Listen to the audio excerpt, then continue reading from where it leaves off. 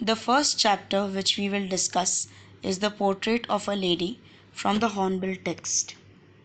The title tells us the entire story, gives us a very affectionately described character sketch of the writer's grandmother. The writer is Khushwant Singh, who is well known for his stories based on the partition era. We will come across some excellent new vocabulary with the help of the story, but that we will discuss at the end.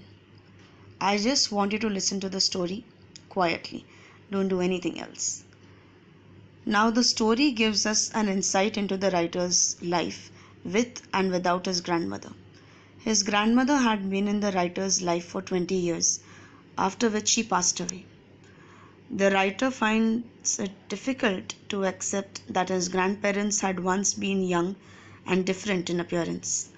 He also finds it difficult to believe that his old grandmother, who had lots of wrinkles on her face, had once been young and pretty.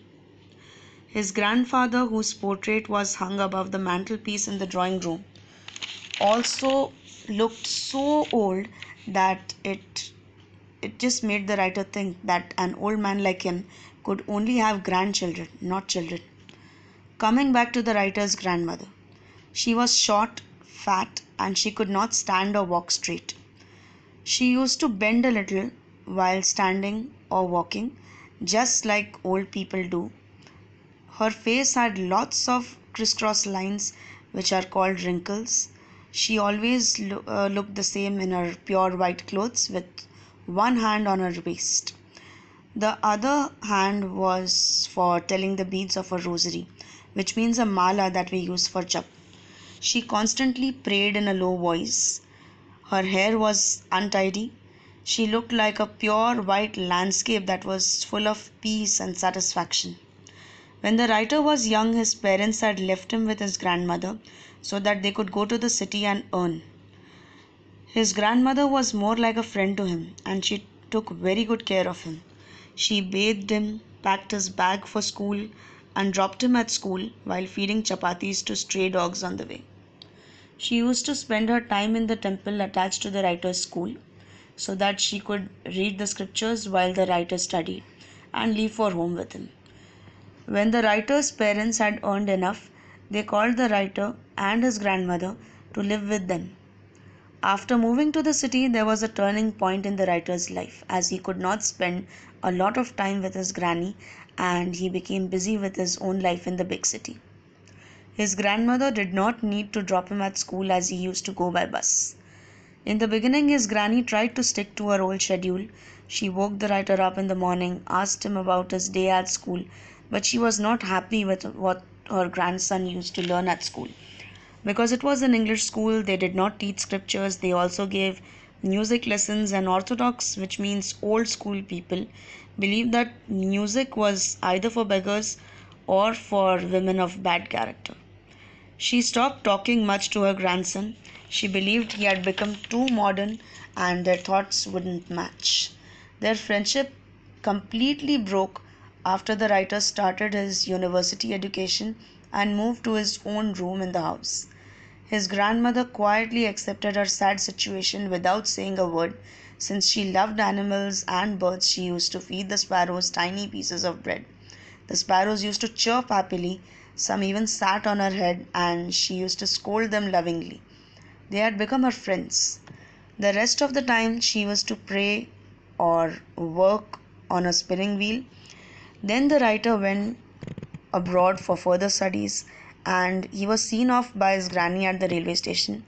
She kissed his forehead, leaving a moist mark, but she did not cry or say anything. She just kept praying. After 5 years, when the writer returned, she looked the same. She hugged him, and that day she fed the sparrows for a longer time. In the evening, she gathered the women folk in the neighborhood and sang songs meant for warriors who returned home from a battle or war. She also played a very old drum. She wore herself out with all the singing and playing. The next day she fell ill. She suffered from a mild fever.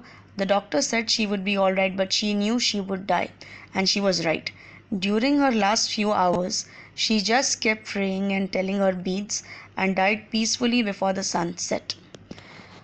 Her friends, the sparrows, had come to see her, but on seeing her dead, they quietly flew away as they took her dead body out. They did not even eat a single crumb of bread which the writer's family had thrown for them. The story teaches us a very important lesson, which is we must never take our grandparents for granted. They are so precious that nobody can replace them once they are gone. We must never be too busy for them. People who are lucky enough to have grandparents should enjoy their time with them, as those moments once lost would never return. Now let us discuss the vocabulary. I hope you enjoyed the story. The first expression is the thought was almost revolting. Revolting actually means disgusting. Now, the expression itself means the thought was difficult to digest or accept. The first example will be from the lesson, and the second one is a sentence I framed for you. As for my grandmother being young and pretty, the thought was almost revolting. If I told you that toys have feelings too, the thought would seem revolting to you. Obviously, you wouldn't believe me very readily. The next expression is an expanse of pure white serenity. Expanse is area, serenity is quietness or calmness. The expression means a peaceful area which is covered in white. Now, here in the lesson, it means the quiet grandmother clad in white clothes, that means covered in white clothes. For example, she was like the winter landscape in the mountains, an expanse of pure white serenity. This is how the writer had described her. Places like Manali are an expanse of pure white serenity after a snowfall. The heartbroken widow who wore a white sari was an expanse of pure white serenity. A turning point. It means a change in life. For example, when my parents were comfortably settled in the city, they sent for us. That means they called us. That was a turning point in our friendship. The writer is talking about the friendship between himself and his grandmother. It was a turning point in the doctor's life when he became a businessman after his retirement.